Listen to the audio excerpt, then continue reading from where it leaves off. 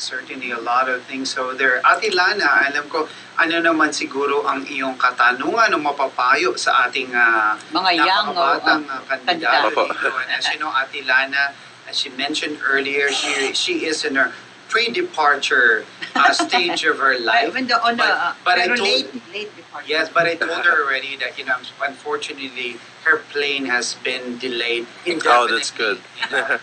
For now. What would be a question or advice to this young man who's really like, you know, has that wonderful guts and kind of like the passion and the enthusiasm to succeed in the area that he's in now?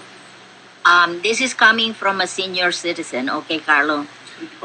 Sometimes I go to lunches with my retirees group and we discuss things.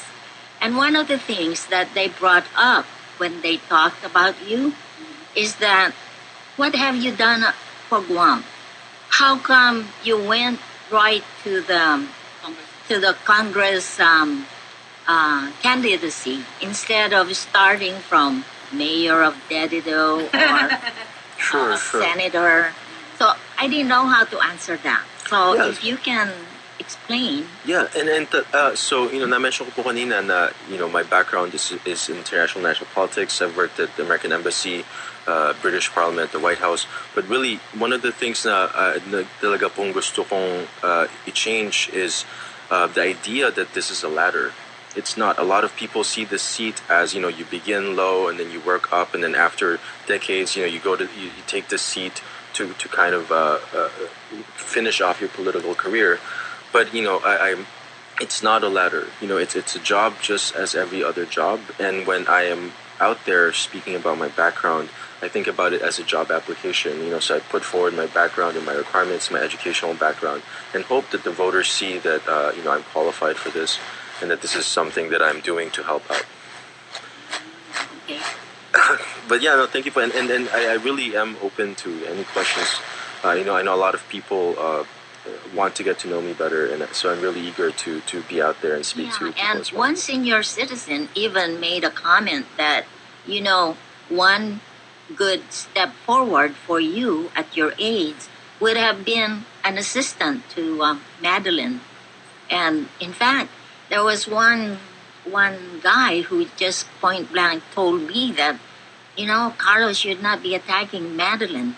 Well, yeah, no. Before you answer that, sure. Karlo here, there's a lot of like things that certainly, and thank you, Atilana, for asking kind of like those boy abunda questions. I know, it's really important. It's really important. no, I want you to learn from this. No, I will. And I think it would be helpful to you. But So before you see, because Filipino ako ang unang tatanungin. In fact, the first thing they ask, do you know this Karlo? And of course I say, no. Do you know his parents? No. Do you know where he came from? Hindi ko rin alam. So, and then they make these comments. You see, I go to lunch with these retirees. Sometimes there's 15 of us. And they're all very outspoken and independent people. No, and that's important. That's those important. are a good discussion, but Atilana, we're gonna have to do a quick commercial break. Okay. Magbabalik po ang aming palatuntunan. Damdaming Pinoy! That we have. Atilana was asking many questions earlier. So how would you respond to that?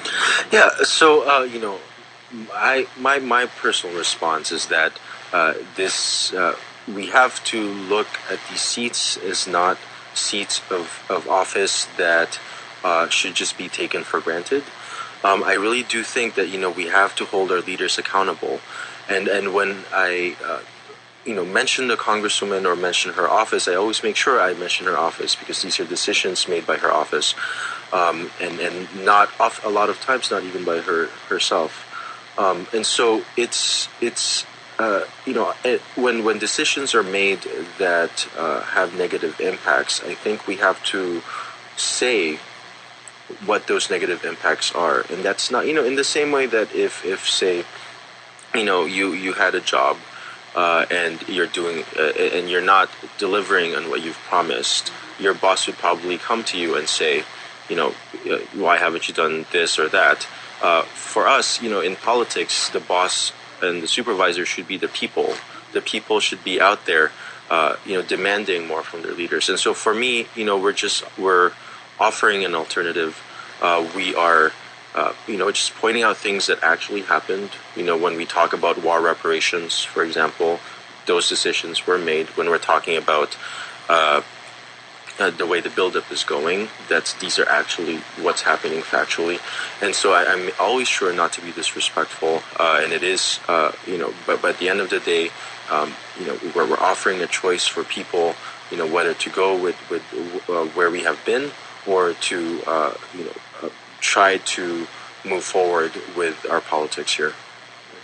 Well, there's actually a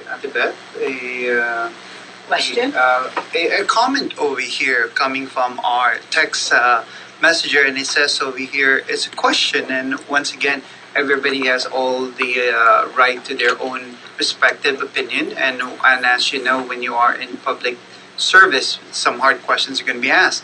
Are you sure, Carlo, that marami kang magagawa as a public servant, which is roughly translated, are you sure you're going to be able to do many things as a public servant? Because the way I know it, your experience seems to be not enough. Comments? Yeah, so I have experience representing us in high levels of government across the world. So when I was in China, I've had an article published in the leading Chinese business journal in the country. I worked for a leading NGO. I worked with senior advisors at the British Parliament, an MP, representative. So when the suggestion earlier to be an assistant for the congresswoman, that's actually what I did when I was in London for the British for cabinet secretary for the Labour Department or Labour Party. And at the White House, I was the main researcher for the head of regulatory affairs at the White House.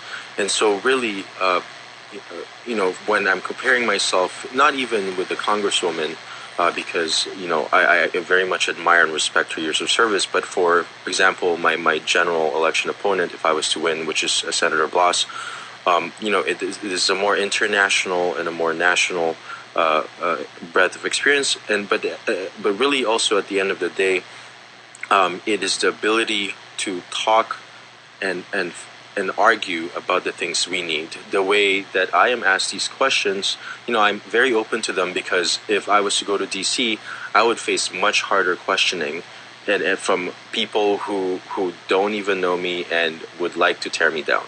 Oh yeah. And so for me, the ability to do this here is very good practice for what I'm eventually expected to do. Somebody is also commenting over here is that you have never worked over here on Guam or have done anything specifically here on Guam. Your experience is mostly coming from your experience internationally in that one.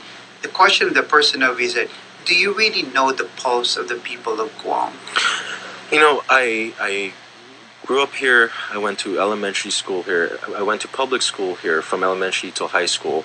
And so when I speak about how to improve our educational system, the other two people running for Congress both went to private schools. They don't know how difficult it is at Simon Sanchez or Harmon Loop or DMS. And, the lack of books or the lack of staffing and the problems that they go. When I talk about the hospital, it's because my mother works at the Guam Memorial Hospital and has worked there for over 10 years. She currently works at Adonay Elementary as a school nurse. When I talk about the construction industry, it's because my dad has been working in construction and my grandfather since the 70s. And so really, my background here is very much tied to the everyday lives of Guamanians here, much more so than the other two people running for this seat. And so work experience-wise, it does benefit me having had international experience, because this position is our main ambassador to not just the U.S., but the rest of the world. But I also bring to the table the history of having lived here on the ground, having gone to the flea market every week with my parents at Josie's and eating breakfast there. I think we really need to know how everyday life is like here before you can talk about how you would benefit the lives of the everyday person.